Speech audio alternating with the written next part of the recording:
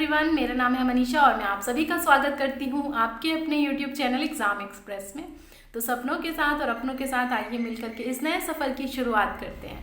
तो दोस्तों, आज मैं आप लोगों के लिए लेकर के आई हूँ ऑल अबाउट एग्जीक्यूटिव ओपीबीडी DFCCIL, क्योंकि बहुत सारे स्टूडेंट की क्वेरी थी कि सिलेबस बताइए, बुक्स बताइए, प्रिपरेशन स्ट्रेटेजी बताइए। यहाँ पर मैं सब कुछ आप लोगों के साथ डिस्कस करूँगी, तो लास्ट तक बने रहिएगा वीडियो को। और वीडियो अच्छी लगे तो लाइक कर दीजिए, शेयर कर दीजिए दोस्तों के साथ, और चैनल को सब्सक्राइब नहीं किए हैं तो चैनल को सब्सक्राइब कर दीजिए और बेल आइकन प्रेस करना ना भूलें, ताकि जितने भी अपडेट्स हैं, जितने भी नोटिफिकेशन है, सबसे पहले आप तक पहुंच सके। तो स्टार्ट करते हैं आज का वीडियो सेशन। और अगर अभी तक आपने फॉर्म नहीं फिल किया है या फिर अगर आपको फॉर्म के रिगार्डिंग कोई डाउट है, तो मैंने फ्रिक्वेंटली आज क्वेश्चन डिस्कस किया हुआ है और भी बहुत सारे क्वेरीज मैंने डिस्कस किया है, तो आप जा करके हमारे प्लेलिस्ट में चेकआउट कर सकते हैं, या फिर लिंक मैंने डिस्क्रिप्शन में दे दिया है, आप वहाँ से भी चेकआउट कर सकते हैं।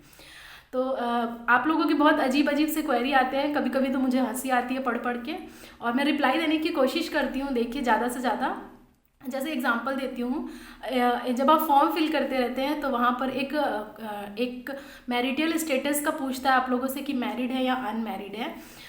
तो बहुत सारे लोगों की क्वेरी आती है कि मैम गलती से मैरिड है और अनमैरिड हो गया, अनमैरिड है मैरिड हो गया। तो मुझे समझ में नहीं आता, अगर मैरिड है तो मैरिड और नहीं है तो नहीं है, इसमें कोई डाउट क्यों आता है, समझ में नहीं आता, गलती कैसे हो जाती है। मुझे ऐसा लगता है कि अगर आप अनमैरिड हैं और आपके दिमाग में चलता रहता होगा, शादी वादी के बारे में सोचते रहते होंगे, कब होगी, कैसे होगी, अभी तक तो जॉब नहीं लगी, तो इसीलिए गलती से सोचते सोचते फॉर्म फिल हो जाता होगा और मैरिड पे टिक हो जाता होगा। तो ऐसा मत करिए, अनमैरिड है, जल्दी जल्दी अच्छे से जॉब लगा करके बढ़िया बढ़िया सैलरी कमाइए और फिर शादी करिए और बीवी को खुश रखिए। और अगर कोई गर्ल कैंडिडेट है तो आप लोग भी बढ़िया बढ़िया जॉब लगा करके प्लेस्ड हो जाइए कहीं पर। और अगर कोई ऑलरेडी मैरिड है, वो अनमैरिड पे टिक कर देता है, सोचता रहता होगा, दिमाग में चलते रहता होगा, काश अनमैरिड होता तो ज़्यादा अच्छा रहता। तो ये सब गलती मत करिए, छोटी छोटी सी गलती है, कैसे मिस्टेक हो जाता है। अच्छे से फॉर्म आप फिल करिए और प्रिपरेशन अच्छे से आप लोग करते रहिए, ठीक है। तो आप लोगों को बहुत ही अच्छी अपॉर्चुनिटी मिली है, डेट एक्सटेंड अगर हुआ है तो आप लोगों के लिए के अच्छे के लिए हुआ है, उस चीज़ को यूज़ करिए और ज़्यादा से ज़्यादा तैयारी करिए, अदरवाइज़ नहीं करेंगे तो आपका सीट कोई और लेके चला जाएगा, ठीक है। तो अब जैसे कि आप स्क्रीन में देख पा रहे हैं, टेबल ऑफ कंटेंट है, ये सब मैं आप लोगों से डिस्कस करूँगी बहुत ही अच्छे तरीके से। तो जैसा देखिए आप स्क्रीन में देख पा रहे हैं, एक तरफ मैंने एग्जीक्यूटिव ओपीबीडी का ब्रीफ इंट्रोडक्शन देंगे रिक्रूटमेंट, जैसा कि आप सभी लोग जानते हैं, लेकिन जस्ट 2 सेकंड के लिए मैं आप लोगों को बताऊंगी ब्रीफ इंट्रोडक्शन। और देखिए, तैयारी अगर आप करते हैं बहुत अच्छे से करिए, सब कुछ अपना कंसेप्ट क्लियर करिए और टेस्ट सीरीज़ ज़रूर अटेम्प्ट करिए। जैसे कि मैं हमेशा आप लोगों से कहती हूँ कि टेस्ट सीरीज़ अटेम्प्ट करना बहुत ज़्यादा ज़रूरी है आपके ओवरऑल सिलेक्शन के लिए, क्योंकि वही आप लोगों को बता पाता है कि आप ऑल ओवर इंडिया में कितने रैंक पे हैं, कितने अच्छे से प्रिपरेशन चल रही है आप लोगों की, और कितना और रैंक इम्प्रूव करने की ज़रूरत है। तो DFCCIL का भी टेस्ट सीरीज़ रिलीज़ हो चुका है, और आप जैसे कि स्क्रीन में देख पा रहे हैं, टेक्स्ट बुक का टेस्ट सीरीज़ बहुत ही बेहतरीन होता है, बहुत शानदार तरीके से टेस्ट सीरीज़ डिज़ाइन किया जाता है। और इनकी खास बात यह है, जैसा कि मैं बताई थी आप लोगों को, कि chapter wise, subject wise previous year paper और फिर सोल्यूशन और पूरा फुल मॉक टेस्ट देते हैं। तो आप स्क्रीन में देख पा रहे हैं, टेक्स्ट बुक का पास है, अवेलेबल है, आप जा कर के परचेज कर सकते हैं, और लिंक मैंने डिस्क्रिप्शन में दे दिया है। और एग्जीक्यूटिव, जूनियर मैनेजर सबका टेस्ट अवेलेबल है। जैसे आप परचेज करेंगे तो धीरे धीरे अनलॉक होते जाएगा और आपका एग्ज़ाम के पहले तक सब कुछ अच्छे से टेस्ट आ जाएगा, सोल्यूशन मिल जाएगा, ठीक है। तो आप मेरा कोड अगर यूज़ करेंगे तो आप लोगों को 10% का डिस्काउंट मिलेगा, और फिर आप मुझे बताइएगा कि कितना अच्छा आप लोग परफॉर्म कर रहे हैं और कितना रैंक इम्प्रूव करने की आप लोगों को ज़रूरत है। चलिए अब आज का हम सेशन स्टार्ट करते हैं, ठीक है।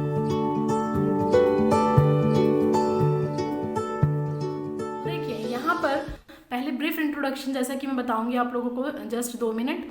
उसके बाद एग्जीक्यूटिव ओपीबीडी का एग्ज़ाम पैटर्न क्या है, मतलब किस तरीके का पैटर्न है, और वेटेज क्या है, मतलब कितने सब्जेक्ट कितने कितने मार्क्स का वेटेज कैरी करते हैं, ये हम डिस्कस करेंगे। उसके बाद previous year cut off discuss करेंगे, 2018 में एग्जीक्यूटिव ओपीबीडी का कितना कट ऑफ था और इस साल 2021 में कितना एक्सपेक्टेड हो सकता है, और उसी तरीके से आप लोगों को फिर मेहनत करने की ज़रूरत है, ठीक है। उसके बाद हम डिस्कस करेंगे, देखिए, एग्जीक्यूटिव ओपीबीडी एंड 2018 का फाइनल रिजल्ट। कुछ मुझे उसके बारे में इंपॉर्टेंट पॉइंट आप लोगों को बताना है, इसलिए मैंने इसको इंक्लूड किया हुआ है। और उसके बाद एग्जीक्यूटिव ओपीबीडी सिलेबस एंड बुक्स, बहुत इंपॉर्टेंट है। सिलेबस क्या है और बुक क्या क्या पढ़ सकते हैं वो हम डिस्कस करेंगे। देन प्रिपरेशन स्ट्रेटेजी, मैं आप लोगों को बताऊंगी कि किस तरीके से आपका प्रिपरेशन स्ट्रेटेजी होना चाहिए, ठीक है। तो आई थिंक आप लोगों को ये क्लियर होगा। उसके बाद देखिए एक एक करके अब हम आगे बढ़ते हैं। Brief introduction of DFCCIL 2020-21 recruitment executive OPBD, similarly junior executive post के लिए भी है, वो भी हम देखने वाले हैं। यहाँ पर जैसे आप सभी लोगों को मालूम है कि टोटल नंबर ऑफ पोस्ट कितने हैं, total number of post executive OPBD के लिए 237 है। तो आप लोगों को तो एक सीट चाहिए, उतनी मेहनत आप लोगों को करनी होगी।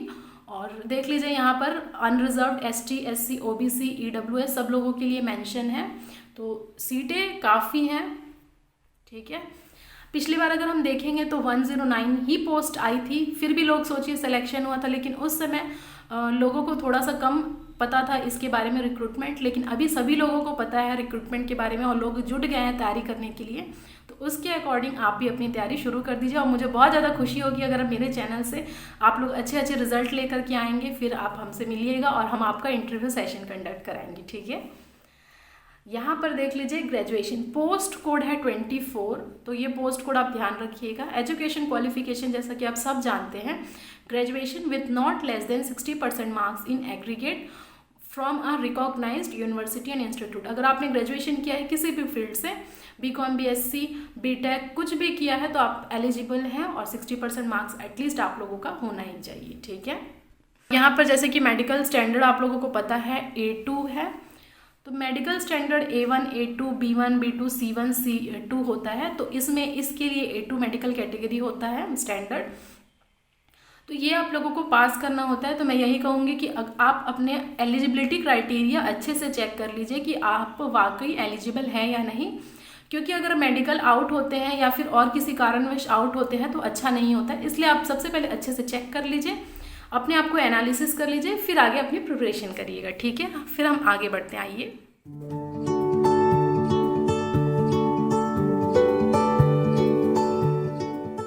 अब आता है एग्ज़ाम पैटर्न, ठीक है।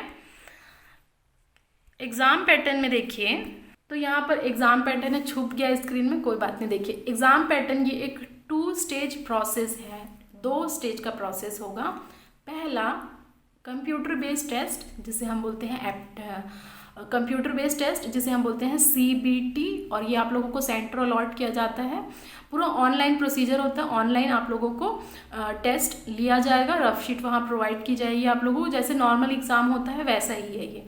इसमें हम लोगों को MCQs क्वेश्चन आते हैं, देखिए मल्टीपल चॉइस क्वेश्चन आते हैं जिसमें कि 1 क्वेश्चन और 4 ऑप्शन होते हैं जिसमें कि 1 करेक्ट आंसर होगा, ये पैटर्न होता है। उसके बाद अगर आप ये क्लियर करते हैं तो आप लोगों को 8 गुना कैंडिडेट उठाएंगे और फिर CBAT के लिए आप लोगों को सेलेक्ट किया जाएगा 8 गुना, ये ध्यान रखिए आप।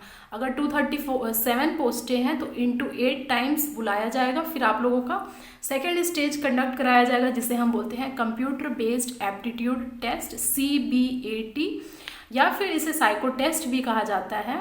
तो जैसा कि सर ने डिस्कस किया था पूरा साइकोलॉजी टेस्ट के बारे में कि साइको टेस्ट में क्या होता है, क्यों कंडक्ट कराया जाता है और कैसे कैसे क्वेश्चन आते हैं।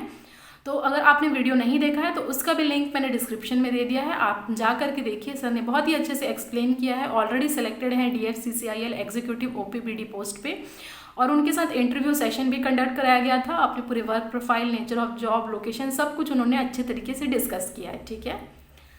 अब देखिए यहाँ पर मैंने एक छोटा सा डायग्राम बनाया है आप लोगों को के लिए। देखिए येलो कलर का CBT टेस्ट है, तो यहाँ पर मैंने लिखा हुआ है CBT का वेटेज 70% है, ठीक है। 70% ये ओवरऑल सिलेक्शन होगा आप लोगों का, 70% CBT लेंगे और 30% CBAT लेंगे, तो फिर जा कर के ओवरऑल मेरिट लिस्ट बनेगी और आपका फाइनल में नाम आएगा। और यहाँ पर मैंने जैसे कि स्क्रीन में आप देख पा रहे हैं ग्रीन कलर का है, तो ग्रीन कलर क्या शो करता है, आप सक्सेस हो चुके हैं और मेडिकल टेस्ट, फिर डॉक्यूमेंट वेरिफिकेशन के लिए एलिजिबल होंगे। तो ये इतना प्रोसीजर आप लोगों का होता है, एग्ज़ाम पैटर्न कुछ इस तरीके का होता है, ठीक है। लेकिन और अगर मैं पोस्ट के बारे में बात करूँ, चाहे वो executive electrical, civil, mechanical, SNT हो, या फिर junior executive civil, OPBD, electrical, SNT हो, किसी के लिए भी ये सीबीएटी टेस्ट नहीं होता है, ठीक है, नहीं होता है। ये आप लोगों को ध्यान रखना है, सिर्फ एग्जीक्यूटिव ओपीबीडी के लिए होता है, और हम इन जनरल इसे स्टेशन मास्टर एंड कंट्रोलर कहते हैं, ठीक है। स्टेशन मास्टर का ये पूरा रोल प्ले करते हैं। आई थिंक इतना आप लोगों को क्लियर होगा। उसके बाद देख लीजिए, मैंने एक नोट पॉइंट लिखा हुआ है यहाँ पर। नोट पॉइंट में 2 नोट पॉइंट लिखा हुआ है। There is a negative marking of 1/4 in CBT but there is no negative marking in CBAT. पहले स्टेज में नेगेटिव मार्किंग होता है 1/4 का, ये आप लोग ध्यान रखना है। तो जब आप अगर टेस्ट सीरीज़ भी अटैम्प्ट करते हैं अगर, या नॉर्मल प्रिपरेशन के दौरान, तो उस समय भी आप लोगों को ऐसे टेस्ट सीरीज़ अटैम्प्ट करना है जैसे कि आप रियल में एग्जाम दे रहे हैं, तुक्का पुक्का नहीं मारना है। अदरवाइज़ कैसे पता चलेगा आप लोगों का रैंक कितना आ रहा है। अच्छे से प्रिपरेशन करिए और फिर उसके बाद देखिए कि आप लोगों को और कितना रैंक इम्प्रूव करने की ज़रूरत है। There is no negative marking in CBAT. Psycho test में कोई भी तरीके का नेगेटिव मार्किंग नहीं होता, और बट ये एक इंपॉर्टेंट रोल प्ले करता है आपके ओवरऑल सिलेक्शन के लिए। कैसे, मैं ये आप लोगों को बताऊंगी जब हम रिजल्ट डिस्कस करेंगे, ठीक है। और सेकंड में आप लोगों को क्या है, the paper CBT and CBAT will be held in both English and Hindi language. तो बहुत सारे स्टूडेंट की क्वेरी आती रहती है कि हिंदी में होगा या नहीं होगा। तो देखिए, दोनों ही पेपर इंग्लिश में भी होगा, हिंदी में भी होगा। आप जिस भी लैंग्वेज में कंफर्टेबल आप उसमें अटैम्प्ट करिए, बट इंपॉर्टेंट ये है कि आप अच्छे से अटैम्प्ट करिए और आपका सिलेक्शन लेकर के आइए, ठीक है।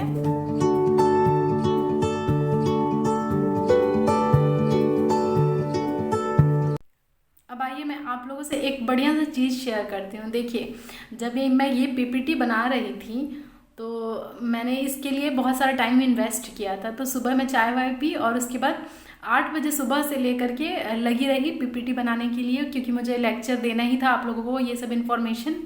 तो सुबह 8 बजे से लेकर के ये मैं करीबन 1 बजे तक मैं ये पूरा कंप्लीट की, ठीक है। तो 5 घंटे लगे मुझे, क्योंकि बहुत सारी चीज़ें मॉडिफाई सर्च करना पड़ता है, बहुत सारे ईमेल सर्च करने पड़ते हैं, डेटा सर्च करना पड़ता है, तब जा करके कहीं ये चीज़ प्रिपेयर होता है।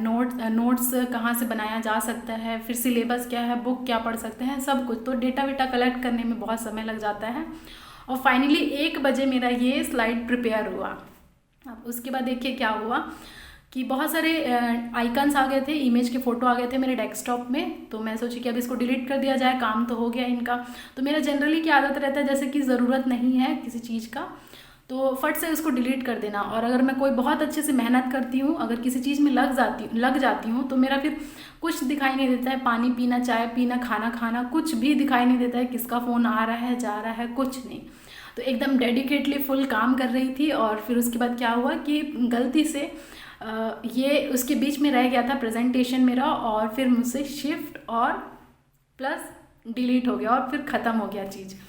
अब देखिए, मुझे मतलब ये एक छोटी सी मिस्टेक है, लेकिन कितना बड़ा है। देखिए, मुझे 5 घंटे लगे थे मेहनत करके बनाने में, और 5 सेकंड भी नहीं लगा कि 5 सेकंड में फट से ये चीज़ डिलीट हो गया। यानी कि देखिए, मेहनत करने में कितना समय लगता है और उसको चीज़ को बर्बाद करने में, वेस्ट करने में कितना कम समय लगता है। तो ये बहुत ही छोटा सा एग्जाम्पल है। देखिए, गलती हो गया, लेकिन ये गलती नहीं होनी चाहिए। हम छोटी छोटी मिस्टेक को बड़ा बना देते हैं, और थोड़ा बहुत इस मिस्टेक की वजह से ही हमारा सक्सेस रह जाता है, सिलेक्शन रुक जाता है। तो देखिए, ये कितना छोटा मिस्टेक था, लेकिन कितना बहुत सारा मैंने कोशिश किया, फिर बहुत परेशान हुई। पहले तो थोड़ी देर बैठ के रोया भी, मैंने बहुत मेहनत किया था। उस मेहनत को मुझे दिख रहा था कि हाँ, इस चीज़ में कितनी मेहनत लगी और मैं ये चीज़ कैसे कर सकती हूँ। तो फिर बहुत दुखी थी मैं, सच में इतना दुखी थी, मैं आप लोगों को बता नहीं सकती कि बहुत ज़्यादा मुझे दुख हुआ कि ये चीज़ मैं कैसे कर दी, ऐसे मिस्टेक मैं कैसे कर सकती हूँ। जनरली तो ये मिस्टेक होता नहीं है, लेकिन ना चाह कर भी कभी कभार हमसे ये मिस्टेक हो जाता है, और उसको ही हमें डिटेक्ट करना होता है। तो ये लाइफ में बहुत सारी चीज़ें ऐसी होती है, और अगर आप एज अ स्टूडेंट प्रिपेयर कर रहे हैं तो यही छोटी छोटी चीज़ें आप लोगों को अवॉइड करनी होती है। अगर आप प्रिपरेशन कर रहे हैं तो आपका सिलेक्शन क्यों नहीं हो रहा है, अगर 1 मार्क से रुक रहा है तो क्यों रुक रहा है, आगे कैसे कर सकते हैं। तो ये पूरी एक आप लोगों की जर्नी होती है, उसमें आप बहुत सारी चीज़ें सीखेंगे, बहुत सारी चीज़ों को आपको और सीखने की ज़रूरत है। अच्छा करते हैं आप, मोटिवेटेड रहिए। तो यही चीज़ मैं आप लोगों से शेयर करना चाहती थी। देखिए कि सक्सेस आप लोगों को बस मिलने ही वाली होती है। जैसे 1 2 3 4 5वें सीढ़ी में आप लोगों को जाना है और चौथे में वापस आ जाते हैं, तो ऐसा गलती मत करिए। कभी भी अपने मेहनत को वेस्ट मत करिए, उसकी रिस्पेक्ट करिए। आप अपनी मेहनत की रिस्पेक्ट करिए और अगर 4th तक गए हैं तो 5वां कदम भी आप लोगों को छूना है और उस आसमान को छूना है जिस आसमान में आप उड़ना चाहते थे। अपने सपनों को पूरा करना है और सपने को पूरा करके अपने माँ बाप का नाम रोशन करना है, सब कुछ अच्छा करना है, ठीक है। तो ये छोटी सी मैं स्टोरी आप लोगों से शेयर करना चाहती थी क्योंकि मैं बहुत ज़्यादा अपसेट थी कि ये कैसे हो गया मेरे से। तो ठीक है, आगे से मैं ध्यान रखूँगी और आप लोग भी अच्छे से पढ़िए, यही मैं चाहती हूँ, ठीक है।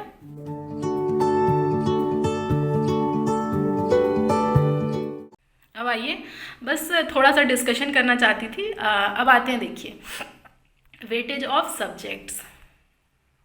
तो देखिए कितना सुंदर सा इमेज मैंने आप लोगों के लिए बनाया है। यहाँ पर हम वेटेज ऑफ सब्जेक्ट्स डिस्कस करेंगे।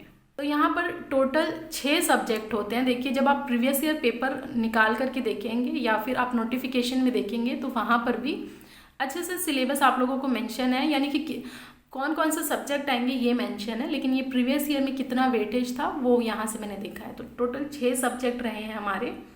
120 क्वेश्चन टोटल आए हुए हैं आप लोगों की प्रीवियस ईयर में, जिसमें से जनरल नॉलेज की 12 क्वेश्चन, लॉजिकल रीजनिंग के 12 question, arithmetic ability, simple aptitude या फिर हम इसे न्यूमेरिकल एबिलिटी भी कहते हैं, इसके आए हैं 24 क्वेश्चन। 24 क्वेश्चन आए हैं इस टॉपिक से। तो आप इसे स्टार मार्क कर लीजिए, कितना इंपॉर्टेंट है ये देखिए आप।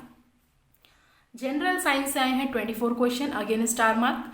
कितना इंपॉर्टेंट है general science, day to day life में क्या चल रहा है, सब कुछ हम आगे डिस्कस करेंगे कि आप लोगों को कहाँ से और क्या क्या पढ़ना है।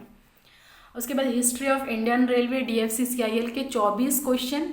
तो DFCCIL के हिस्ट्री और इंडियन हिस्ट्री मैंने ऑलरेडी कवर कर चुकी हूँ, तो आप हमारी प्लेलिस्ट में जाकर के देख सकते हैं। 5 क्लास मैंने डिस्कस किया है and it is more than sufficient. बहुत अच्छे तरीके से आप देखिए लेक्चर को, नोट्स प्रिपेयर करिए, सफिशिएंट होगा आपके एग्जाम पॉइंट ऑफ व्यू से, ठीक है।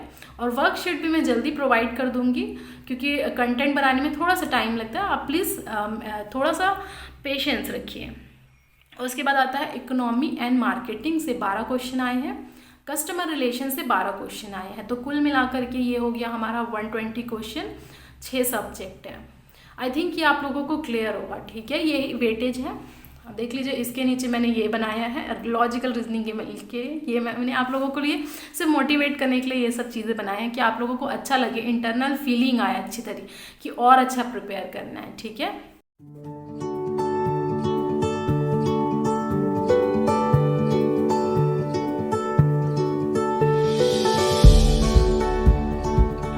अब देखिए प्रीवियस ईयर कट ऑफ।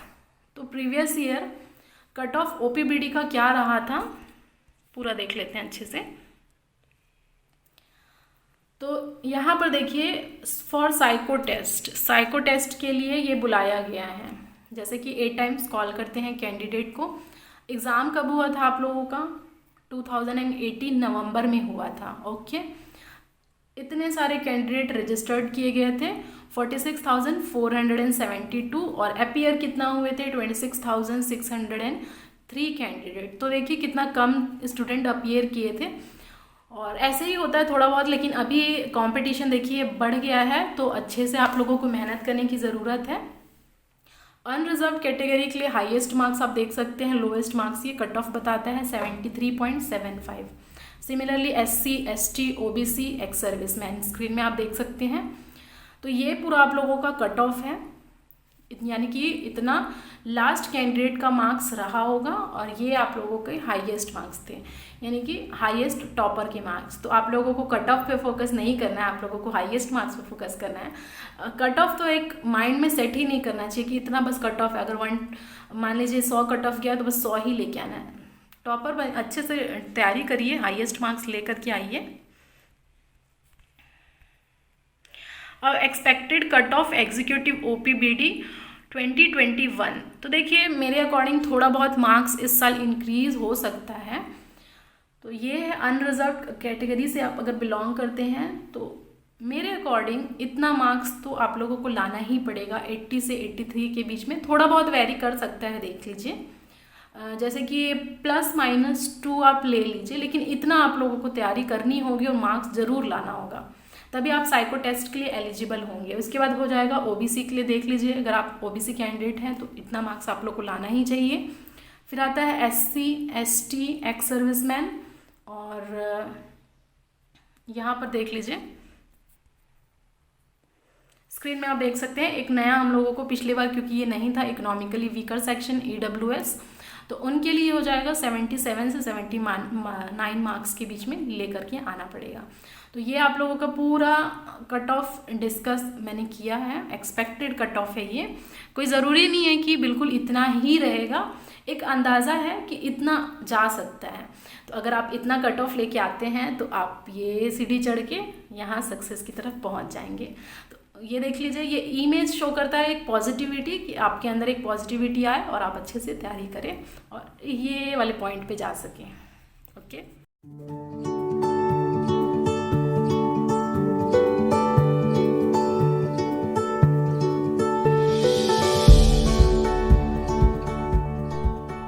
ठीक है। तो देखिए आगे हम देखते हैं एग्जीक्यूटिव OPBD 2018 का फाइनल रिजल्ट। तो ये हमारा फाइनल रिजल्ट आया हुआ था, जैसे कि आप स्क्रीन में देख पा रहे हैं, इतने सारे लोग सिलेक्टेड हुए थे, 109 पोस्टें थी, और उस समय में देखिए पोस्ट कम थी। इस समय तो आप लोगों के लिए बहुत अच्छी अपॉर्चुनिटी है, 237 एग्जीक्यूटिव OPBD के लिए पोस्टें हैं। तो मैं इसको इसलिए स्क्रीन में शो कर रही हूँ ताकि आप लोग देख पाएँ, और आप लोगों का नाम इस टाइम इस जगह पे होना ही चाहिए, तभी आप लोगों को क्या मिलेगा, सक्सेस मिलेगा। ठीक है, और ये पॉइंट से आप यहाँ तक जा सकें, खुद खुशी बांटिए, सब लोगों में खुश रहिए, अच्छे से तैयारी करिए, और इस जगह पे आप लोग नाम लेकर के आइए और अपना नाम और अपने पूरे परिवार का नाम रोशन करिए। ठीक है, और मुझे बहुत अच्छा लगेगा कि अगर मेरे बच्चे सेलेक्ट होंगे, मेरे स्टूडेंट सेलेक्ट होंगे तो अच्छा लगेगा मुझे भी। फिर आप लोगों का भी इंटरव्यू सेशन कंडक्ट कराया जाएगा। तो जैसे कि स्क्रीन में आप देखिए कितना खुशी महसूस होगा आप लोगों को अगर आप लोग इसमें अपना नाम देखेंगे। तो मोटिवेट होते रहिए। डीमोटिवेशन कहीं भी आप लोगों को नहीं आना चाहिए कि आप डिमोटिवेशन आ गया और आप एक एक हफ्ते वेस्ट कर रहे हैं। ठीक है, तो ये बिल्कुल नहीं करना है आप लोगों को, मैं बिल्कुल रिकमेंड नहीं करूँगी, पाप लगेगा आप लोगों को। ठीक है, आप लोग को तो इतना मोटिवेटेड रहना चाहिए कि आप खुद भी मोटिवेट रहें और आपके आसपास के लोगों को भी मोटिवेट करते रहें, अपने फ्रेंड सर्कल को, सबको। तो ये फटाफट से रिज़ल्ट आप देख लीजिए, इतने सारे लोग सेलेक्टेड हुए थे। ये देखिए, ये फाइनल है, आफ्टर साइको टेस्ट का ये रिज़ल्ट है। 8 गुना बुलाया जाता है, जैसे कि आप जानते हैं कैंडिडेट को, उनमें इनका सिलेक्शन हुआ है, वैसे ही आप लोगों का भी सिलेक्शन होना चाहिए। और जैसा कि आप स्क्रीन में देख पा रहे हैं 58 नंबर पे, जैसा कि सर ने डिस्कशन किया हुआ था, 58 इनका रैंक था और इनका इंटरव्यू सेशन भी आई होप आप लोग देखे होंगे। और अगर कोई नया बच्चा हमसे जुड़ रहा है तो आप हमारे प्लेलिस्ट में जा कर के देख सकते हैं। सर ने बहुत ही अच्छे तरीके से इंटरेक्शन किया है, अपने जॉब प्रोफाइल के बारे में बताया है और साइकोलॉजी टेस्ट के बारे में भी सर ने बताया है, जो अलग से हम सर का सेशन कंडक्ट कराए थे। साइकोलॉजी टेस्ट क्यों कंडक्ट कराया जाता है, क्या होता है, कितना इंपॉर्टेंट रोल प्ले करता है और कैसे क्वेश्चन आते हैं, सब कुछ है। तो आप प्लेलिस्ट में जा कर के देख सकते हैं, या फिर लिंक मैंने डिस्क्रिप्शन में दे दिया है, वहाँ से भी आप चेकआउट कर सकते हैं। ठीक है, तो देखिए जैसे सर ने रैंक इम्प्रूव किया, क्योंकि इनका 200+ समथिंग रैंक था, उसके बाद वो धीरे धीरे रैंक साइको में अच्छा ला करके फिर यहाँ सेलेक्ट हुए और 109 लोगों में ये सेलेक्ट हुए हैं। तो आप भी कर सकते हैं जैसे कि सर ने किया था। ठीक है, ऑलरेडी सेलेक्टेड है ये एग्जीक्यूटिव OPBD पोस्ट में। तो ये सब रिजल्ट है, देख लीजिए। आपके सक्सेस के लिए ग्रीन सिग्नल है, मतलब आप पास हो गए हैं, बस सैलरी आज आने ही वाली है। ठीक है, अब ये पेज देखिए, ये पेज में आप लोगों को मैं ये बताती हूँ, क्योंकि बहुत सारे बच्चे डाउट कर रहे थे कि रिज़ल्ट कब आता है, पेपर कब कंडक्ट कराया जाता है और फिर फाइनल ज्वाइनिंग कब तक आती है। ठीक है, तो आप लोगों को देखिए, पिछली बार जब आप देखेंगे 2018 के रिक्रूटमेंट में, तो आप लोगों का पेपर कब हुआ था, पेपर हुआ था 2018 नवंबर में। ठीक है, नवंबर 2018 में आप लोगों का पहला स्टेज का पेपर हुआ था, CBT। फिर उसके बाद जो CBT का रिज़ल्ट था वो आप लोगों को आया था Feb 2019 में। 2019 में इसका रिज़ल्ट आया था CBT पहले पेपर का। उसके बाद क्या हुआ था, उसके बाद अगस्त में हुआ था सीबीएटी का पेपर। अगस्त 2019 में सीबीएटी, जिसे हम साइको टेस्ट भी कहते हैं, इसका पेपर हुआ था। क्योंकि उस समय इतना डिले हुआ था, लेकिन पता नहीं कारण जो भी रहा होगा, फरवरी, मार्च, अप्रैल, मई, जून, जुलाई, अगस्त, तो बहुत लंबा ड्यूरेशन था। लेकिन इस बार इतना आप लोगों को टाइम नहीं मिलेगा, तो उसके अकॉर्डिंग आप लोगों की प्रिपरेशन करनी है। और अगर आप हमारे चैनल से जुड़ते हैं तो जितने भी स्टूडेंट हैं जो सीबीएटी के लिए सेलेक्ट होते हैं, उनकी भी प्रिपरेशन कराई जाएगी, ठीक है। और देखिए, उसके बाद डॉक्यूमेंट वेरीफाई किया गया था। कब बुलाया गया था? अक्टूबर में। अगस्त के बाद अक्टूबर 2019 में डीवी के लिए बुलाया गया था एंड मेडिकल के लिए। और फाइनल ज्वाइनिंग जो मिली थी वो थी नवंबर 2019 में फाइनल, ठीक है। तो ये इन्फॉर्मेशन है, क्योंकि बहुत सारे बच्चे का डाउट आ रहा था, तो ये आप, आई होप आप लोगों को क्लियर होगा। तो ये आप लोगों को, ये इनका हुआ था कॉर्पोरेट ऑफिस न्यू दिल्ली में।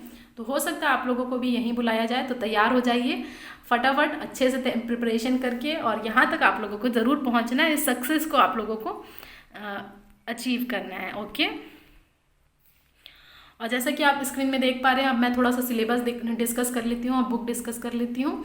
तो आप लोगों को कौन कौन से हैं, जनरल नॉलेज पढ़ना था, reasoning, arithmetic ability, general science, history and economic, marketing and CRM, ये सब आप लोगों को पढ़ना है। और बिल्कुल भी स्किप नहीं कर सकते। अगर कोई बच्चा सोच रहा है कि जनरल साइंस को छोड़ दें या फिर हिस्ट्री ऑफ DFCCIL छोड़ दें, तो ये नहीं, सब पे आप लोगों को इक्वली फोकस करना है, ठीक है। आई थिंक आप लोगों को क्लियर होगा। बुक्स के बारे में मैं बताऊंगी कि कौन कौन से बुक्स आप लोगों को पढ़ने चाहिए। देखिए कितना सुंदर सा इमेज है। इतना बुक आप लोगों को पढ़ने की ज़रूरत नहीं है, घबराइए नहीं, बस ये तो अच्छा दिखने के लिए, आप लोगों को मोटिवेट करने के लिए बताया गया है, ठीक है। उसके बाद आता है, देख लीजिए, जनरल नॉलेज का। तो जीके एक बहुत ही इंपॉर्टेंट रोल प्ले करता है। देखिए, आप चाहे DFCCIL के लिए तैयारी कर रहे हो, चाहे किसी भी PSU के लिए हो, चाहे कोई भी आपका एग्ज़ाम हो, उसके लिए ये बहुत ही इम्पॉर्टेंट है, आप स्किप नहीं कर सकते हैं। देखिए, जनरल नॉलेज में अगर मैं देखूं तो ये 2 पार्ट में आप लोगों को होता है, static GK and dynamic GK. अगर मोस्ट इंपॉर्टेंट बोलूं तो this is the most important part that you have to cover. And current affair इसके अंदर आता है। करंट अफेयर जिसे हम CA भी कहते हैं। करंट अफेयर आप बिल्कुल भी स्किप नहीं कर सकते। हर एग्ज़ाम के लिए आप लोगों को करंट अफेयर पढ़ना है। तो इसके लिए आप लोगों को देखिए 2 ऑप्शन है। पहला ऑप्शन, आप मंथली कंपाइलेशन पढ़ सकते हैं। अगर आप लोगों को डाउट आ रहा है तो कि कितने मंथ का पढ़ना चाहिए, तो देखिए कम से कम आप लोगों को 6 महीने का जीके पढ़ के ही जाना है मिनिमम। अगर आप लोगों का पेपर सितंबर और अक्टूबर में है तो मैं यही कहूँगी कि जनवरी से आप पढ़ करके जाइए। और अगर किसी बच्चे के पास बहुत अच्छा टाइम है, अच्छे से टाइम मैनेज कर पा रहा है, तो वो आप 1 ईयर का देख करके जाइए। आपके हर एक एग्ज़ाम के लिए यूज़फुल होगा, सिर्फ इसके लिए नहीं, हर एग्ज़ाम के लिए। मंथली कंपाइलेशन आप पढ़ सकते हैं, किसी भी वीडियोस को देख करके अच्छे आप नोट्स प्रिपेयर कर लीजिए, या फिर आप स्क्रीनशॉट लेकर के रख लीजिए पूरा, उसका आप एक नोट्स की तरह बना लीजिए और उसको एडिट करते रहिए। ये एक तरीका होता है। अगर मैं अपनी बात करूं तो मैं भी प्रिपरेशन के टाइम मंथली कंपाइलेशन पढ़ती थी, क्योंकि अगर मैं आप लोगों को कह दूं कि डेली करंट अफेयर आप पढ़िए, डेली नोट्स बनाइए, तो ये पॉसिबल नहीं है। 10 दिन तो आप जोश जोश में बना लेंगे, और मेरे साथ भी ऐसा ही होता था। लेकिन उसके बाद जैसे 11वां-12वां दिन आया तो ऐसे जो ग्राफ है वो एक्सपोनेंशियली डिक्रीज होते जाता है। आपका ग्राफ हमेशा एक्सपोनेंशियली इंक्रीज होना चाहिए, ठीक है। तो देखिए, पहला ऑप्शन तो ये है। आप लोग देखिए UPSC की तैयारी तो कर नहीं रहे हैं, तो CSC की, इसलिए इतना ज़्यादा आप लोगों को एकदम डीप में पढ़ने की ज़रूरत नहीं है कि आप एकदम टॉपिक के अंदर घुस गए और उसके बाद पूरा इंटरनेट में सर्च करने लगे, यूट्यूब में वीडियो देखने लगे कि क्या न्यूज़ था क्या। सिंपल आप एकदम शॉर्ट इन्फॉर्मेशन लीजिए। बिल्कुल आप लोगों को प्रिसाइज होना चाहिए नॉलेज आप लोगों का। अगर ओलंपिक मान लीजिए समर यहाँ पर हो रहा है, तो बस आप उस प्लेस का नाम याद रखिए, कब हो रहा है ये याद रखिए। अब उसके बारे में सर्च मत कर लग जाइए पूरा एकदम से डीप में, तो ये सब नहीं करना है आप लोगों को। ना द हिंदू वगैरह कुछ नहीं, मैं रिकमेंड नहीं करूँगी कि आप द हिंदू पढ़िए। अगर कोई रोज़ पढ़ रहा है तो अच्छी बात है, मना नहीं करूँगी, लेकिन अगर आप कोई फ्रेश स्टार्ट करना चाहता है तो ये सब आप गलती ना करें, ठीक है। और सेकंड ऑप्शन मैंने बता दिया है कि करंट अफेयर आप डेली पढ़ सकते हैं, लेकिन डेली नहीं हो पाता है, वीकली आप पढ़ सकते हैं। तो वीकली आप पढ़ लीजिए, या कोई मैगजीन अगर मंगाते हैं तो उससे देख लीजिए। प्रतियोगिता दर्पण आप पढ़ सकते हैं। तो ये तरीका होता है, ठीक है। उसके बाद इससे रिलेटेड MCQs क्वेश्चन आप सॉल्व करिए। देखिए कोई भी वेबसाइट में अगर आप देखेंगे करंट अफेयर का तो MCQs क्वेश्चन आते हैं क्विज के फॉर्म में, वो आप अटेम्प्ट करिए, तो इससे आप लोगों का नॉलेज चेक होते जाएगा। उसके बाद आता है स्टैटिक जीके। तो स्टैटिक जीके में देखिए, स्टैटिक जीके में जो नॉर्मल टॉपिक होते हैं हिस्ट्री, ज्योग्राफी, पॉलिटी, इकोनॉमिक्स, ये हर इसमें एग्जाम में इम्पॉर्टेंट है। लेकिन अगर आप सोचेंगे कि पूरा NCERT लेकर के बैठे पूरा 6th से 10th 10th तक का, तो ये नहीं आप लोगों को करनी है। देखिए फिर से मैं कहूँगी कि UPSC का एग्ज़ाम नहीं है, आप लोगों को इतना डीप में नहीं पढ़ना है, क्योंकि हिस्ट्री में हमारा एंशियंट आता है, मिडिएवल आता है, मॉडर्न आता है। अगर पढ़ने बैठेंगे तो बस हिस्ट्री ही पढ़ते रह जाएंगे। ऊपर ऊपर पढ़िए फटाफट। अगर बुक चाहते हैं तो लूसेंट आप ले सकते हैं, उसमें जो मेन पॉइंट है वो आप देख लीजिए, जैसे कौन कौन सा बैटल कहाँ पर हुआ था, कौन कौन से ईयर में हुआ था, पूरा गांधीयन इरा, मुगल पीरियड, ये सब आप ऊपर ऊपर पढ़ लीजिए अच्छे तरीके से, ठीक है। और अगर कोई इंपॉर्टेंट बुक वगैरह है वो सब आप देख लीजिए। इसके गांधीयन इरा पढ़ लीजिए, गांधी जी के द्वारा जो बुक लिखी गई है वो आप पढ़ लीजिए। फिर आता है हमारा जियोग्राफी। तो जियोग्राफी के लिए देखिए 2 होता है, Indian geography and world geography. World geography आप लोगों को बिल्कुल भी नहीं पढ़ना है ज़्यादा अगर आप DFCCIL के लिए तैयारी कर रहे हैं, क्योंकि क्वेश्चन उतने नहीं आए हैं। अगर आप इंडियन जियोग्राफी पढ़ रहे हैं तो सबसे पहले थोड़ा बहुत मैप का आइडिया आप लोगों को होना चाहिए, क्योंकि प्रोजेक्ट फेस चल रहा है DFCCIL का, तो वहाँ पर भी आप लोगों को पूरा कनेक्शन देखना है कि कौन कौन सी चीज़ें कहाँ कहाँ कनेक्ट होती है। तो इसके लिए मैप आप सबसे पहले पढ़िए। और जो मेन पॉइंट है हमारा रिवर्स के बारे में, नेशनल पार्क के बारे में, और इम्पॉर्टेंट प्लेस के बारे में, डीपेस्ट पॉइंट कौन सा है, और सब कुछ इसमें इम्पॉर्टेंट कवर करिए। इसमें भी एकदम डीप में घुसने की ज़रूरत नहीं है।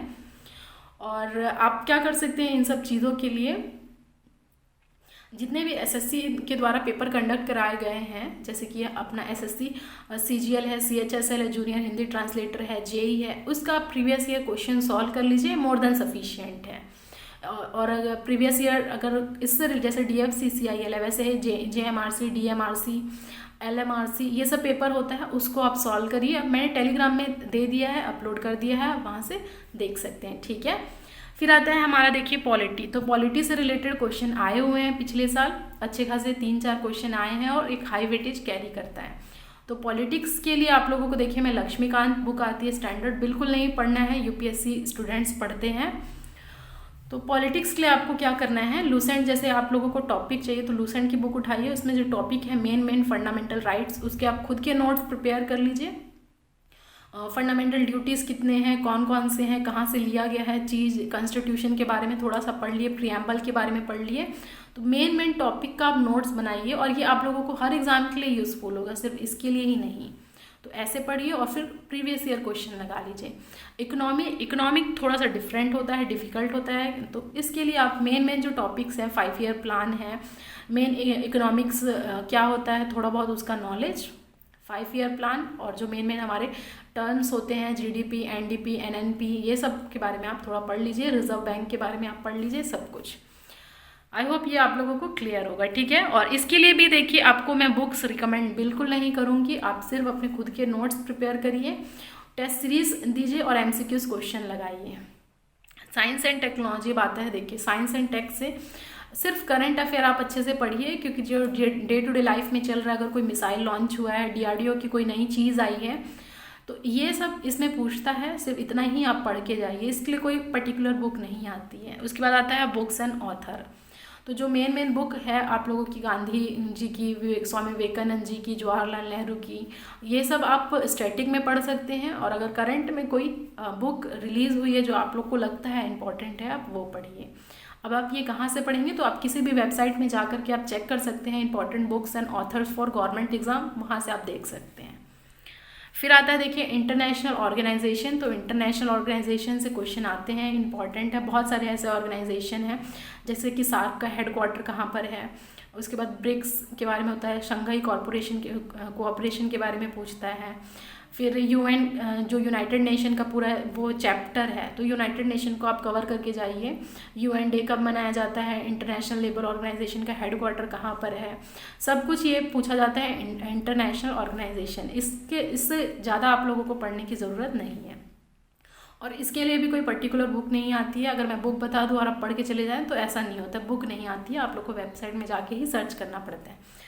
स्पोर्ट्स से रिलेटेड करंट अफेयर पूछे जाते हैं कि अगर कोई ओलंपिक होने वाला है, समर या विंटर ओलंपिक, तो वो कहाँ पर होने वाला है, कब होने वाला है, वो आप लोगों को ध्यान रखना है। और अगर कोई स्पोर्ट्स में चल रहा है, प्रेजेंट में कोई स्पोर्ट्स चल रहा है 6 महीने के अंदर अंदर, उसका नॉलेज आप लोगों को होना चाहिए। तो बस इतना पढ़ के जाइए, अदर्स में आप थोड़ा बहुत और देख सकते हैं, ठीक है। तो ये सब लोगों के लिए आप लोगों को एनसीईआरटी आप पढ़ना चाहते हैं तो well and good, otherwise Lucent आप पढ़ सकते हैं। फिर आता है देखिए लॉजिकल रीजनिंग। तो लॉजिकल रीजनिंग का देखिए ये चेक करता है कि आपकी रीजनिंग कितनी अच्छी है। ये देखिए, ये बिल्कुल दिमाग में आप लोगों को सुपर माइंड, जो पावरफुल माइंड है उससे निकल करके आता है।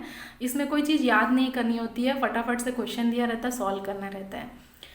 तो ये देखिए, ये टॉपिक इतना स्कोरिंग है कि अगर आप तैयारी कर रहे हैं तो 12 क्वेश्चन आए तो आप लोगों से 11 से 12 क्वेश्चन ज़रूर सॉल्व होने चाहिए। अगर कोई आप लोग से 6 या 7 क्वेश्चन सॉल्व हो रहे हैं तो सिलेक्शन नहीं होगा, देख लीजिए, आपको इम्प्रूवमेंट करने की ज़रूरत है।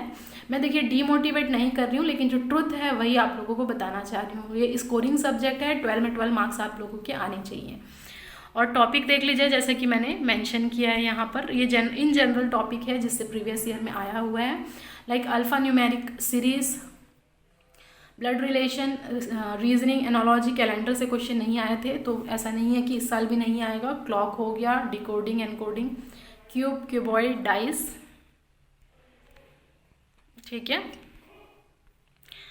उसके बाद आता है देख लीजिए embedded figure, figure matrix, water image, odd one out, picture series, sequence, paper folding, pattern sequence, order, ranking, sitting arrangement,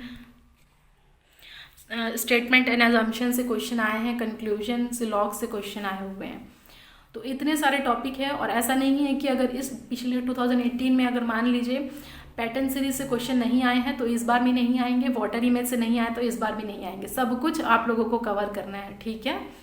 तो ये है 12 मार्क्स का, इसमें आप लोगों को 12 के 12 क्वेश्चन बनने ही चाहिए, तभी आप लोगों का ओवरऑल सिलेक्शन होगा। जीके में थोड़ा बहुत कम चलेगा, जनरल साइंस में थोड़ा बहुत कम चलेगा, लेकिन जो स्कोरिंग सब्जेक्ट है उसमें एटलीस्ट फुल आने चाहिए आप लोगों के, ओके। अब आता है अर्थमेटिक एप्टीट्यूड, तो इसे ट्रिपल स्टार मार्क कर लीजिए, बहुत ही इंपॉर्टेंट है। 24 क्वेश्चन जैसे कि आप जानते हैं आए हुए हैं, और इसमें कम से कम आपसे 23 से 24 क्वेश्चन बनने चाहिए, तभी आप लोगों का ओवरऑल सिलेक्शन होगा। और ये मैं कह रही हूँ होता है, स्टूडेंट स्कोर करते हैं। अगर आप लोगों से 19-20 क्वेश्चन हैं तो उसको इम्प्रूव करके लाइए, और ये हो सकता है सिर्फ आपके प्रैक्टिस और टेस्ट सीरीज से। तो इसे देख लीजिए, आप लोगों को 24, कम से कम 23 टारगेट रखना ही है, तभी आप लोगों का सिलेक्शन होगा। और इसमें ये सिर्फ आप लोगों को प्रैक्टिस होता है। मैं जब एज ए स्टूडेंट तैयारी करती थी, देखिए, तो स्टार्टिंग में, क्योंकि हम इंजीनियर्स होते हैं, हमारा ये थोड़ा वीक पॉइंट होता है, तो इम्प्रूव करने की ज़रूरत होती है हम लोगों को। तो मैं हमेशा सुबह उठती थी, और सुबह मैं पढ़ना पसंद करती हूँ। अगर कोई नाइट में स्टडी करता है तो कोई दिक्कत नहीं है। मैं अपना बताती हूँ, एज अ स्टूडेंट मैं हमेशा सुबह 7 बजे से मेरा पढ़ने वाला शेड्यूल स्टार्ट हो जाता था, चाहे कुछ भी हो, 7 बजे पढ़ना है मतलब पढ़ना है। उसके पहले जो भी एक्स्ट्रा एक्टिविटी था वो मैं कर लेती थी। 7 से लेकर के 8:30 बजे तक एप्टीट्यूड के क्वेश्चन मैं सॉल्व करती थी, चाहे कुछ भी हो जाए। ये 1.5 घंटा मुझे एप्टीट्यूड को देना है, और अगर सुबह का टाइम आप अच्छे से इन्वेस्ट करते हैं तो आप देखिएगा आपका कभी भी टाइम वेस्ट नहीं होगा। और आप सुबह को यूटिलाइज नहीं करते हैं, इधर घूमते हैं उधर घूमते हैं, थोड़ा फ़ोन चला लेते हैं, थोड़ा कुछ कर लेते हैं, अगर पढ़ाई नहीं करते हैं तो आप लोगों का टाइम यूटिलाइज नहीं हो पाएगा, वेस्ट हो जाएगा, ठीक है। और इसमें मेन टॉपिक जो आया हुआ है देख लीजिए, अगर आप स्टार्ट करना चाहते हैं तो simplification, HCF, LCM, number system, percentage, average, ratio, proportionality, mixture allegation, ऐसे स्टार्ट करना चाहिए, ठीक है। तो इससे सबसे इम्पॉर्टेंट जो होता है परसेंटेज होता है। परसेंटेज का आपको एक पकड़ होनी चाहिए, आप अच्छे से पढ़िए। इसके लिए अगर आप प्रैक्टिस करना चाहते हैं तो 2-3 ऑप्शन है, मैं आप लोगों को बता देती हूँ। सबसे पहले तो आप अपना कंसेप्ट क्लियर करिए। दूसरा, अगर आप बहुत ज़्यादा प्रैक्टिस करना चाहते हैं तो फिर से SSC के जितने भी पेपर्स हैं वो आप लगा लीजिए। कोई भी आप बुक पढ़ सकते हैं, उसके अवेलेबल है मार्केट में कोई भी पब्लिकेशन के, प्रीवियस ईयर SSC के। और उसके अलावा आप टेस्ट सीरीज लगाइए। इसके अलावा आप लोगों को कुछ करने की ज़्यादा ज़रूरत नहीं है। और किसी के पास RS अग्रवाल है तो RS अग्रवाल भी आप सॉल्व कर सकते हैं, ठीक है। देखिए, कोई बुक हमेशा सेम कंटेंट रहते हैं, ऐसे नहीं कि डिफरेंट कुछ अलग से दे देगा। सिर्फ आपको प्रैक्टिस करनी है बस। आई थिंक ये आप लोगों को क्लियर होगा।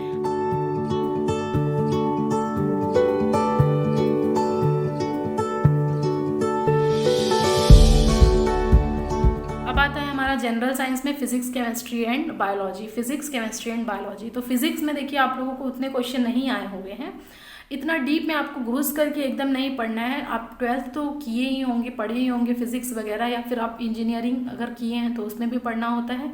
बीएससी वगैरह में भी हम इन जनरल पढ़ते हैं। तो जितना आप बेसिक कंसेप्ट आपको पता है, जैसे बेसिक हमारा कंसेप्ट होता है वर्क, एनर्जी, पावर, मोमेंटम क्या होता है, स्पीड, वेलोसिटी, एक्सेलरेशन, ये सब का बेसिक आप लोगों को पता होना चाहिए। फॉर्मूला क्या है, यूनिट क्या है, डायमेंशन क्या है, जैसे MLT -1 -2 करते हैं तो वो आप लोगों को पढ़ना है। उसके बाद बेसिक आप लोगों को पता होने चाहिए जितने भी आपके लॉज हैं, like Newton's first law, second law, third law, उसका फॉर्मूला पता होना चाहिए। Gravitational law, Coulomb's law, basic electricity से क्वेश्चन जनरली पूछता है थोड़ा बहुत, तो बेसिक इलेक्ट्रिसिटी का नॉलेज होना चाहिए, और वो भी आप पढ़ते हैं जनरली 12th तक।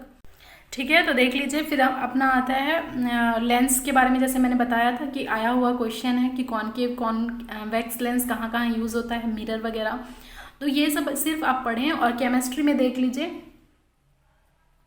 केमिस्ट्री में आप लोगों को बेसिक कंसेप्ट पता होना चाहिए। एटम, इलेक्ट्रॉन, प्रोटॉन, न्यूट्रॉन, उसके चार्जेस कितने होते हैं और कितना मास होता है, रिलेशन क्या होता है, ये सब आप लोग को पढ़ना है। और एटॉमिक थ्योरी में थोड़ा थोड़ा पढ़ सकते हैं। पीरियोडिक टेबल में देखिए, पीरियोडिक टेबल में क्या होता है कि आप जो बेसिक इनर्ट गैसेस हैं और कोई अगर इंपॉर्टेंट एलिमेंट है उस पीरियोडिक टेबल का, तो वो आप लोगों को पढ़ना है।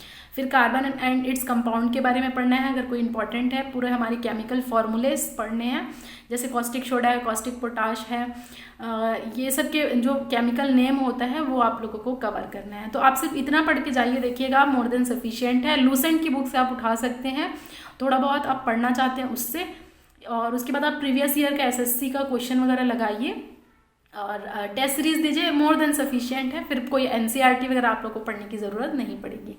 बायोलॉजी इंपॉर्टेंट है, देखिए प्रीवियस ईयर में बहुत सारे क्वेश्चन आए हुए हैं बायोलॉजी से, और इसमें बॉटनी, जूलॉजी मैंने लिखा हुआ है, जैसे कि प्लांट और एनिमल के बारे में पढ़ना होता है, जैसे कि प्लांट सेल और एनिमल सेल का डिफरेंस क्या होता है, और इनके फादर, जैसे father of botany, zoology, father of biology किसे कहते हैं, इस स्टडी है, जैसे क्वेश्चन आया हुआ है कि हनी बी के स्टडी को क्या कहा जाता है, हनी बी के जो उनका वो किया जाता है कल्टीवेशन, और उसको क्या कहा जाता है। तो ये लेक्चर भी मैंने बहुत अच्छे तरीके से बताया है जनरल साइंस का, आप डिस्क्रिप्शन में देख सकते हैं, लिंक मैंने दे दिया है, और चेकआउट भी कर सकते हैं हमारे प्लेलिस्ट से।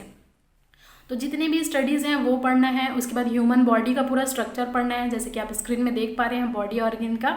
डाइजेस्टिव सिस्टम के बारे में क्वेश्चन पूछा जाता है, तो पूरा ह्यूमन बॉडी आप लोग को कवर करना है। ब्रेन कितने पार्ट में डिवाइड किया गया है, तो ये सब है। डिजीज़ हैं, अगर ह्यूमन डिजीज़ कोई है और वो किससे फैल रहा है वो पढ़ना है।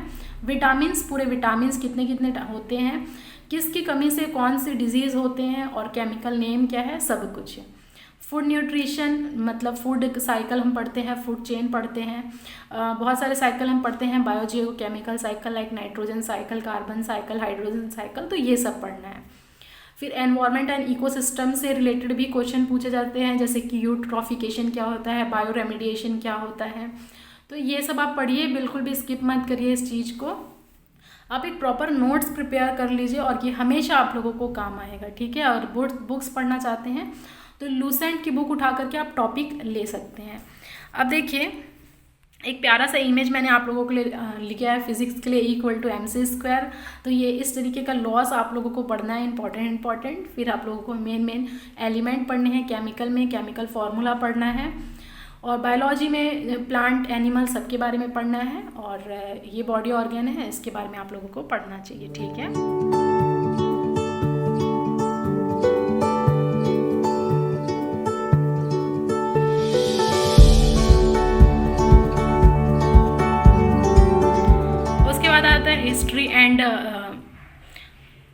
History of Indian railway and DFCCIL। तो ये देखिए कितना प्यारा सा हमारा ये भोलू है, इसे हम बोलते हैं, ये शुभांकर है। गुड लक, गुड विशेस है, जैसे स्टेशन मास्टर टाई लगा करके रहते हैं वैसे ही है ये, और एक लैंटर्न पकड़े हुए हैं, कैप लगाए हुए हैं। तो ये भी क्वेश्चन आप लोग से पूछा जा सकता है। तो ये जस्ट एक आप लोगों को मोटिवेट करने के लिए दिखाया गया है। बाकी आप पूरा हिस्ट्री ऑफ इंडियन रेलवे अच्छे से पढ़िए, 24 क्वेश्चन आए हुए हैं इसमें से, और मैं आप ऑलरेडी डिस्कस कर दी हूँ। अगर कोई नया बच्चा हमसे जुड़ रहा है और आप तैयारी कर रहे हैं तो आप लोग के लिए बहुत ही बेनिफिशियल होगा। हैंड रिटन नोट्स के थ्रू मैंने एक्सप्लेन करने की कोशिश की है, और भी बहुत सारे डेटा मैंने आपसे शेयर किए हैं।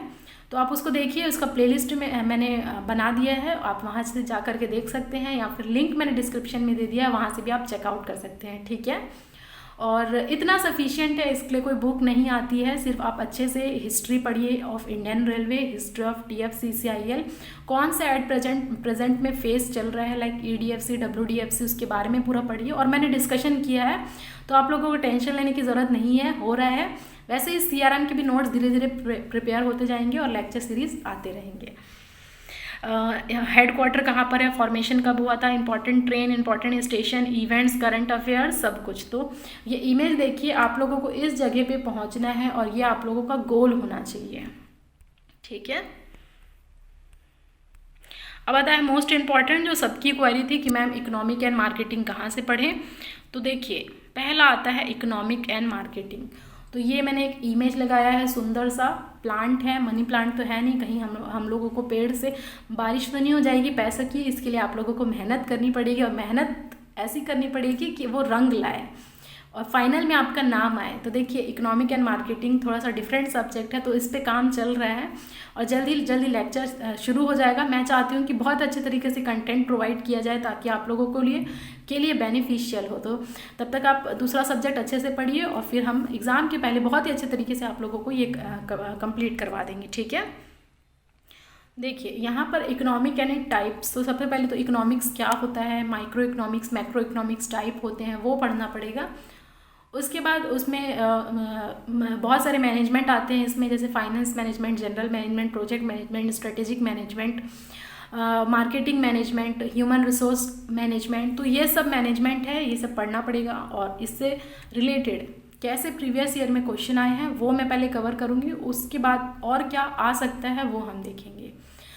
इसके लिए अगर मैं बुक्स देखूँ तो देखिए, बुक्स तो इन जनरल है बहुत सारे अवेलेबल मार्केट में, लेकिन मैं बिल्कुल भी रिकमेंड नहीं करूँगी कि आप बुक्स पढ़िए और अपना टाइम वेस्ट करिए, क्योंकि बुक पढ़ने में बहुत समय लगता है।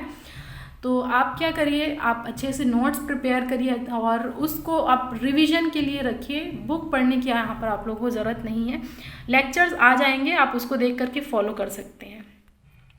और CRM है, तो देखिए CRM के लिए ये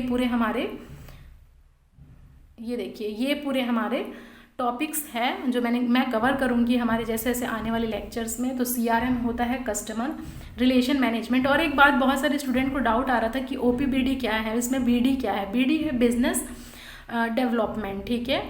तो ये आप लोग को पता है होना चाहिए, स्टेशन मास्टर का ही रोल प्ले होता है। एग्जीक्यूटिव OPBD मतलब ऑपरेटिंग एंड बिजनेस डेवलपमेंट। तो देखिए, इसमें हम लोग बहुत सारे टॉपिक पढ़ेंगे, ऊपर ऊपर मैं बता देती हूँ, फिर जब हम डिस्कशन करेंगे तो अच्छे तरीके से हम यूनिट वाइज कवर करेंगे। Nature and scope of services, service marketing, mix and gap models, फिर बहुत सारी स्ट्रेटेजी है जैसे कि आप स्क्रीन में देख पा रहे हैं, ओके।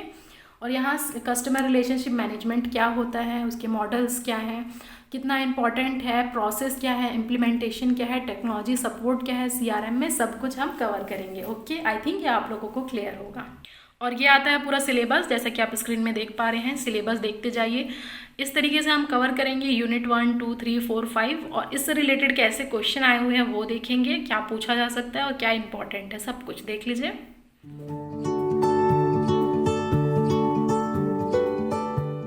अब आता है लास्ट में प्रिपरेशन स्ट्रेटेजी। तो जो सबसे इम्पॉर्टेंट है प्रिपरेशन स्ट्रेटेजी, जो बच्चा पूछता है, सबसे पहले तो आप 8 घंटे अच्छे से पढ़िए, एक शेड्यूल बना लीजिए 8 से 10 घंटे, नहीं तो आप लोगों को पाप लगेगा, फिर आप सोचेंगे कि पढ़ाई क्यों नहीं की है, ठीक है। तो आप पढ़िए, क्लियर करिए कंसेप्ट। अगर आपका एप्टीट्यूड वीक है तो उसको सबसे पहले स्ट्रॉन्ग करिए, अगर लॉजिकल रीजनिंग वीक है तो उसको स्ट्रॉन्ग करिए, क्लियर करिए कंसेप्ट, कभी भी हाफ नॉलेज मत रखिए।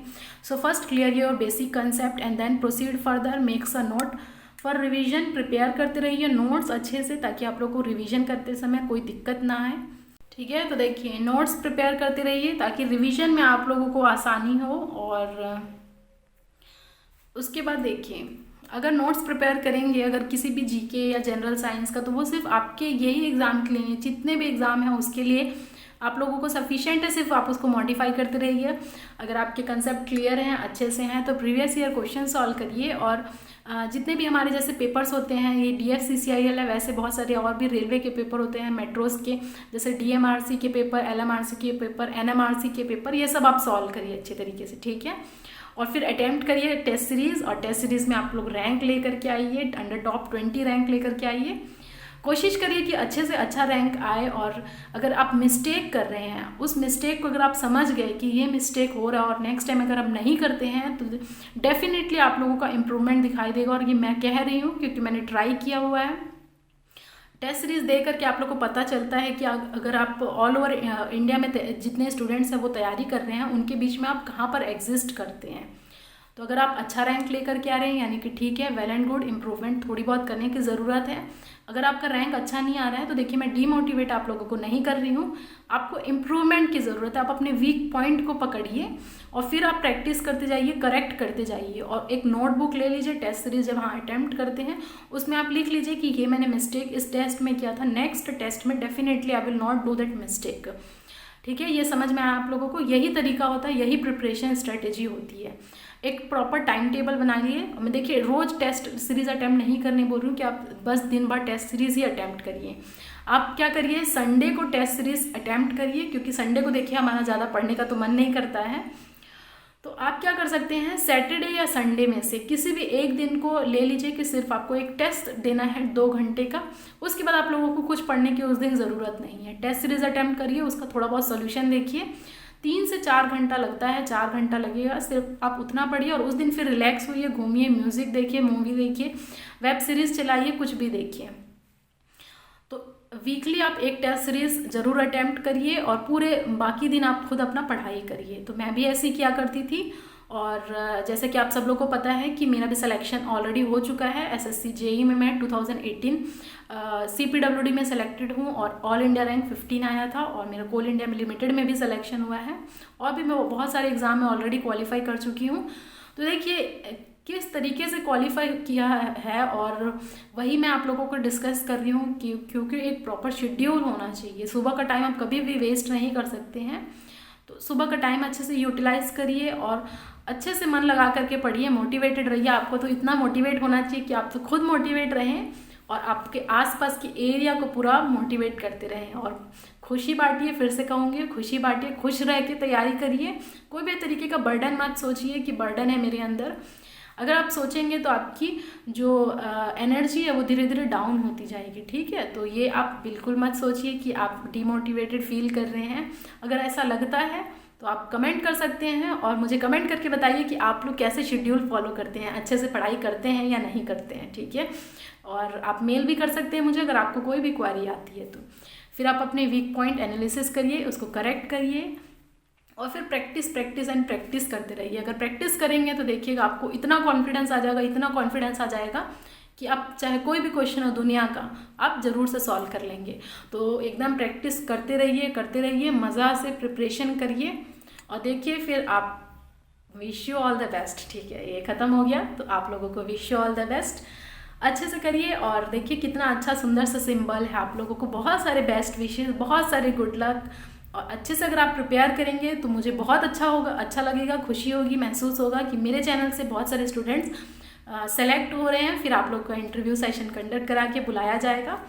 और फिर अच्छे से रहिए, बने रहिए, खुश रहिए, खुशी बांटिए, क्योंकि सबसे ज़्यादा ज़रूरी है खुश रहना। थैंक यू वेरी मच और मिलते हैं हमारे नेक्स्ट वीडियो में। Like, share and please subscribe.